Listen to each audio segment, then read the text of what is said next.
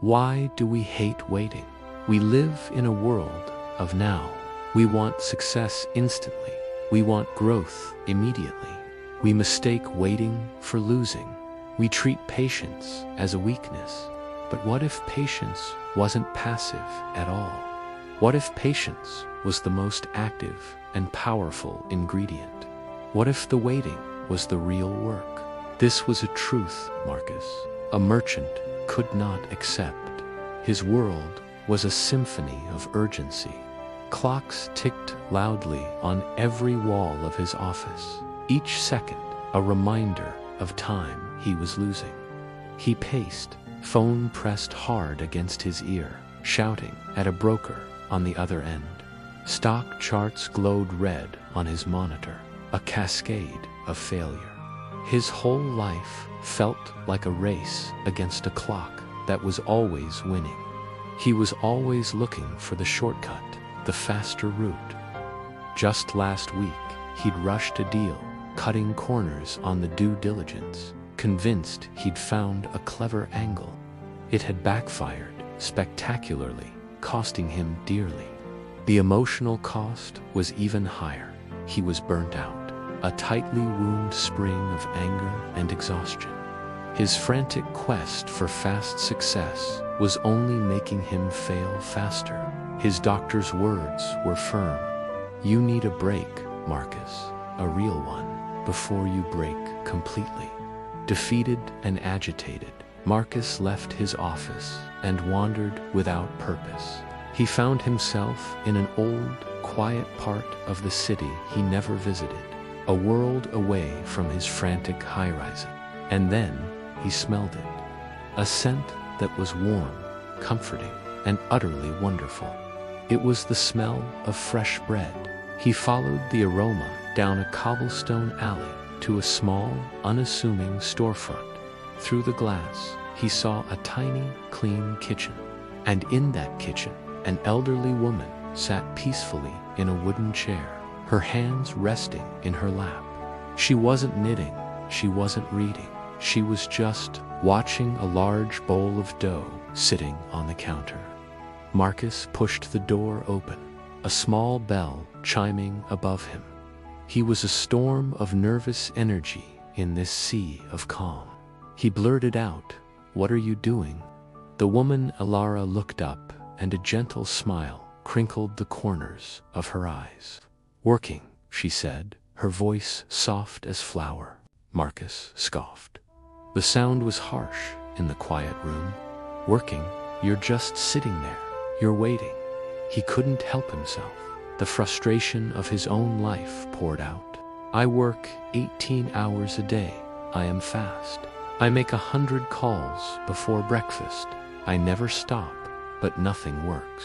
Everything is falling apart." Elara chuckled, a low, warm sound. She didn't lecture him. Instead, she pointed a frail finger toward a small, sad-looking lump of dough on a nearby baking sheet. It was dense and flat. "This is you," she said simply. "All energy, no patience." Her words were not an accusation, but a simple statement of fact. She then gestured toward the hot oven glowing in the corner. "What would happen?" she asked, her eyes twinkling, "if I put this dough into that oven right now?" Marcus, the man of instant results, actually paused to think. He knew the answer. It wouldn't bake, he said. It would just become a hard, flat rock. "Exactly," Elara affirmed, nodding. "A rock." She then turned his attention back to the large bowl she had been watching so intently.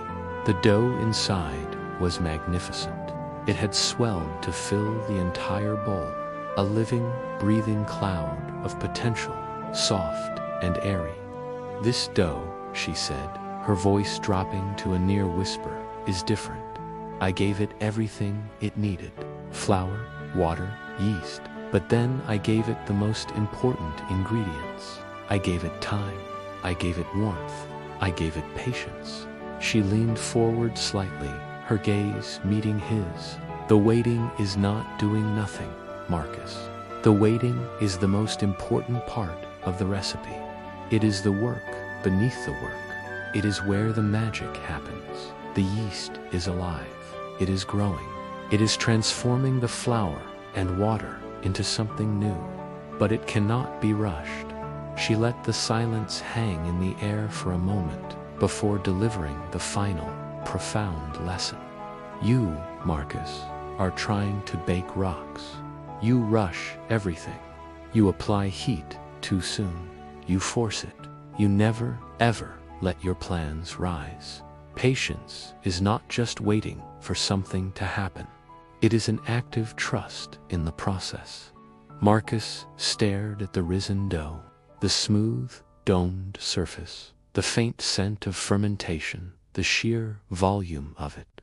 A bolt of lightning struck him, not with a flash and a bang, but with a quiet, profound clarity. His entire life was a frantic series of baking rocks. His failed deals, his strained relationships, his crushing anxiety. He was always slamming the dough into the oven before it was ready. His obsession with speed wasn't a strength. It was his single biggest mistake. He had been skipping the most vital step of all, the rising for the first time in years. The crushing tightness in his chest began to release. A single thought echoed in his mind. A revelation so simple it was revolutionary. He didn't need to push harder. He didn't need to go faster. He just needed to let it rise. The story doesn't end in that warm, fragrant kitchen. Some weeks later, we see Marcus back in his office. It's the same room, but it feels different. It's quieter.